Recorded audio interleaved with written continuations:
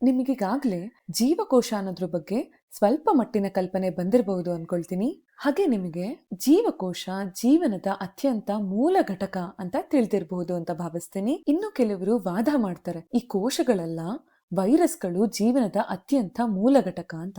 ಆದ್ರೆ ನಾವ್ ಯಾವ್ದಾದ್ರೂ ಒಂದು ವಸ್ತುನ ಜೀವಂತವಾಗಿದೆ ಅಂತ ಪರಿಗಣಿಸ್ತೀವಲ್ವಾ, ಆ ಎಲ್ಲಾ ಜೀವಿಗಳು ನಮ್ಮ ತರಾನೇ ಕನಿಷ್ಠ ಒಂದು ಕೋಶದಿಂದ ನಿರ್ಮಿತವಾಗಿರ್ಬೇಕು. ಹೀಗಾಗಿ ಒಂದು ಜೀವದ ಮೂಲ ಘಟಕ ಅಂದ್ರೆ ಅದು ಜೀವಕೋಶಗಳು.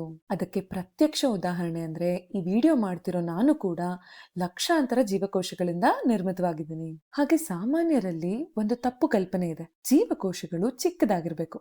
ಹೌದು, ಅವು ಬಹಳ ಚಿಕ್ಕದಾಗಿದ್ದಾವೆ. ಇನ್ನು ಕೆಲವು ಜೀವಕೋಶಗಳು ಕೇವಲ 1 ಮೈಕ್ರೋಮೀಟರ್ ಉದ್ದ ಇರುತ್ತೆ. ಮೈಕ್ರೋಮೀಟರ್ ಅಂದ್ರೆ 1 ಮೀಟರ್ನ 10,00,000 ಭಾಗ, ಅಥವಾ ನೀವದನ್ನ 1 ಮಿಲಿಮೀಟರ್ನ 1000 ಭಾಗ ಅಂತ ಕೂಡ ಹೇಳ್ಬಹುದು. ಅಷ್ಟು ಚಿಕ್ಕದಾಗಿ ಕಾಣಿಸೋದ್ರಿಂದ ಜೀವಕೋಶಗಳು ಬಹಳ ಸರಳವಾಗಿರುತ್ತೆ ಅನ್ಕೊಂಡಿರ್ತಾರೆ. ಆದ್ರೆ ಅದು ಸಂಪೂರ್ಣ ತಪ್ಪು ಕಲ್ಪನೆ. ಇದರ ಸಂಕೀರ್ಣತೆಯನ್ನ ಅರ್ಥ ಮಾಡಿಸೋದಕ್ಕೆ ನಾನು ಒಂದು ಈಸ್ಟ್ ಜೀವಕೋಶದ ಚಿತ್ರವನ್ನ ಇಲ್ಲಿ ತಗೊಂಡಿದ್ದೀನಿ. ಹಾಗೂ ಇದು ಒಂದು ಯೂಕ್ಯಾರಿಯೋಟಿಕ್ ಜೀವಕೋಶ. ಯೂಕ್ಯಾರಿಯೋಟಿಕ್ ಬಗ್ಗೆ ಮುಂದಿನ ವಿಡಿಯೋಗಳಲ್ಲಿ ನೋಡೋಣ. ಈ ಯೂಕ್ಯಾರಿಯೋಟಿಕ್ ನ ಒಂದು ಸರಳವಾದ ವಾಕ್ಯದಲ್ಲಿ ಹೇಳ್ಬೇಕು ಅಂದ್ರೆ, ಒಂದು ಜೀವಕೋಶದ ನ್ಯೂಕ್ಲಿಯಸ್ ಪೊರೆಯಿಂದ ಆವರಿಸಲ್ಪಟ್ಟಿರುತ್ತೆ. ಅಂದ್ರೆ ಪೊರೆಯಿಂದ ಆವರಿಸಲ್ಪಟ್ಟ ಕೋಶ ಕೇಂದ್ರವನ್ನ ಹೊಂದಿರುತ್ತೆ. ಈ ಚಿತ್ರದಲ್ಲಿ ಕಾಣಿಸ್ತಿರುವಂತೆ ಎಲ್ಲಾ ಜೀವಕೋಶಗಳಿಗೂ ಹೊರಗಿನ ಜಗತ್ತಿನಿಂದ ಬೇರ್ಪಡಿಸೋದಕ್ಕೆ ಒಂದು ಪೊರೆ ನಿರ್ಮಿತವಾಗಿರುತ್ತೆ. ಅದನ್ನ ನೋಡಿ, ಇಲ್ಲಿ ನೀವು ನೋಡಬಹುದು, ಇದು ಜೀವಕೋಶದ ಗಡಿಯನ್ನ ನಿರ್ಧಾರ ಮಾಡುತ್ತೆ.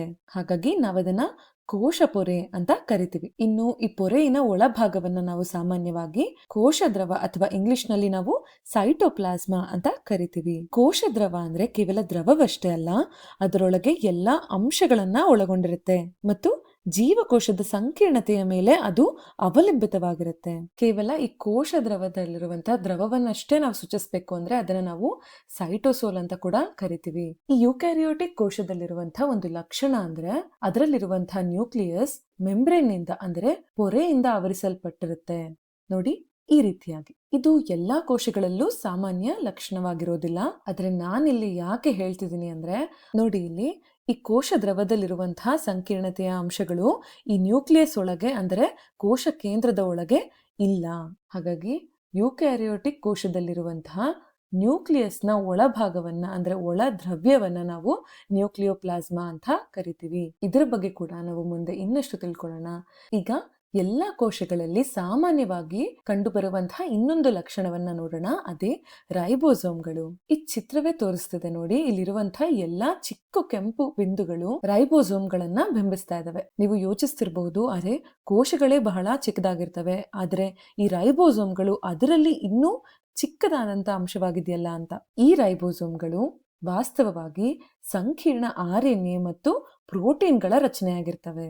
ಅವುಗಳ ಮುಖ್ಯ ಕಾರ್ಯನೇ ಪ್ರೋಟೀನ್ಗಳ ಉತ್ಪಾದನೆ. ಅದಕ್ಕಾಗಿ ಇದನ್ನ ನಾವು ಜೀವಿಗಳ ಪ್ರೋಟೀನ್ ಕಾರ್ಖಾನೆ ಅಂತಾನೆ ಕರಿತೀವಿ. ಅವು ಹೇಗೆ ಮಾಡತ್ವೆ ಅಂದ್ರೆ, RNA ರೂಪದಲ್ಲಿರುವಂತಹ ಈ ಜನ್ಯ ಮಾಹಿತಿ ಅಂದ್ರೆ ಆನುವಂಶಿಕ ಮಾಹಿತಿಯನ್ನ ತೆಗೆದುಕೊಂಡು ಪ್ರೋಟೀನ್ಗಳನ್ನ ಉತ್ಪಾದನೆ ಮಾಡುತ್ತೆ. ಹಾಗಾದ್ರೆ ಹೆಚ್ಚಿನ ಕೋಶಗಳಲ್ಲಿ ಸಾಮಾನ್ಯವಾಗಿರುವ ಮತ್ತೊಂದು ವಿಷಯ ಅಂದ್ರೆ ಅದು ಆನುವಂಶಿಕ ಮಾಹಿತಿ. ಈ ಆನುವಂಶಿಕ ಮಾಹಿತಿ DNA ರೂಪದಲ್ಲಿ ಸಂಗ್ರಹಣೆ ಆಗಿರುತ್ತೆ. ನೋಡಿ, ಈ ಕೋಶ ಕೇಂದ್ರದೊಳಗಡೆ DNA ಸಂಗ್ರಹಣೆ ನಿಮಗೆ ಕಾಣಿಸ್ತಾ ಇದೆ. ಸಾಮಾನ್ಯವಾಗಿ ಈ ಕೋಶ ಕಾರ್ಯನಿರ್ವಹಿಸಲು ಮತ್ತು ಪುನರ ಉತ್ಪಾದನೆಗಾಗಿ DNA ಸಂಗ್ರಹಿಸುವಂತ ಆನುವಂಶಿಕ ಮಾಹಿತಿ ಬೇಕಾಗತ್ತೆ. ಇದು ಕೇವಲ ಪ್ರೋಕ್ಯಾರಿಯೋಟಿಕ್ ಅಥವಾ ಯೂಕ್ಯಾರಿಯೋಟಿಕ್ ಕೋಶಗಳಿಗೆ ಮಾತ್ರ ಅಲ್ಲ, ಎರಡಕ್ಕೂ ಕೂಡ ಅನ್ವಯಿಸುತ್ತೆ. ಆದರೆ ವ್ಯತ್ಯಾಸ ಏನಪ್ಪಾ ಅಂತಂದ್ರೆ, ಪ್ರೋಕ್ಯಾರಿಯೋಟಿಕ್ ಕೋಶಗಳಲ್ಲಿ DNA ಕೇವಲ ಕೋಶ ದ್ರವದಲ್ಲಿ ಅಂದ್ರೆ ಸೈಟೋಪ್ಲಾಸ್ಮಾದಲ್ಲಿ ತೇಲ್ತಾ ಇರುತ್ತೆ. ಹಾಗೆ ಯೂಕ್ಯಾರಿಯೋಟಿಕ್ ಕೋಶಗಳಲ್ಲಿ DNA ಬಹುತೇಕ ನ್ಯೂಕ್ಲಿಯಸ್ ಒಳಗೆ ಕಂಡು ಬರುವಂತಹ ನ್ಯೂಕ್ಲಿಯೋಪ್ಲಾಸ್ಮಾದ ಭಾಗವಾಗಿರುತ್ತೆ. ಹಾಗಾಗಿ ಈಗ DNA ಬಗ್ಗೆ ತಿಳಿದಿದೆ ಅಂತ ಭಾವಿಸ್ತೀನಿ. ಇನ್ನು ಈ ಕೋಶದ ಗಾತ್ರಕ್ಕೆ ಬರೋಣ. ನಾನು ಆಗ್ಲೇ ಹೇಳಿದ ಹಾಗೆ ಕೋಶಗಳು ತುಂಬಾ ಚಿಕ್ಕದಾಗಿರ್ತವೆ. ಈಸ್ಟ್ ಕೋಶದ ಚಿತ್ರದಲ್ಲಿ ಕಾಣುವಂತಹ ಗಾತ್ರ ಸುಮಾರು 1 ಮೈಕ್ರೋಮೀಟರ್. ಇದರ ಗಾತ್ರವನ್ನ ಅರ್ಥ ಮಾಡಿಸೋದಕ್ಕೆ ನಾನು ನನ್ನ ಕೂದಲಿನ ಅಗಲವನ್ನ ಪರಿಗಣಿಸ್ತಿದ್ದೀನಿ. ಕೂದಲು ತುಂಬಾ ಮೃದುವಾಗಿರಬಹುದು ಅಥವಾ ದಪ್ಪವಾಗಿಯೂ ಇರಬಹುದು. ಹಾಗಾಗಿ ಮಾನವನ ಕೂದಲಿನ ಅಗಲ 20ರಿಂದ 180 ಮೈಕ್ರೋಮೀಟರ್ ನಡುವೆ ಇರುತ್ತೆ. ಈಗ ನನ್ನ ಕೂದಲು ತುಂಬಾ ದಪ್ಪವಾಗಿದೆ ಅಂತ ಭಾವಿಸೋಣ. ಹಾಗಾಗಿ ಅದರ ಗಾತ್ರ ಸುಮಾರು 180 ಮೈಕ್ರೋಮೀಟರ್ ಅಗಲವಾಗಿರುತ್ತೆ. ಆದ್ರಿಂದ ಒಂದು ಮಾನವ ಮಾನವನ ಕೂದಲಿನ ಅಗಲದಲ್ಲಿ ಸರಿಯಾಗಿ 20ರಿಂದ 30 ಈಸ್ಟ್ ಕೋಶಗಳು ಅಳವಡಿಸಬಹುದು. ಇದು ತುಂಬಾ ಆಶ್ಚರ್ಯಕರ ವಿಷಯ ಅಲ್ವಾ? ಯಾಕಂದ್ರೆ ಅಷ್ಟು ಚಿಕ್ಕ ಗಾತ್ರದಲ್ಲಿ ಕೂಡ ಕೋಶಗಳು ಅತಿ ಸಂಕೀರ್ಣವಾಗಿ ಕಂಡುಬರುತ್ತೆ. ಈ ಚಿತ್ರಕೋಶದ ಸಂಪೂರ್ಣ ಸಂಕೀರ್ಣತೆಯನ್ನ ತೋರಿಸ್ತಿಲ್ಲ, ಆದ್ರೆ ಕೋಶಗಳ ಒಳಗೆ ಅನೇಕ ರಚನೆಗಳಿರುತ್ತವೆ.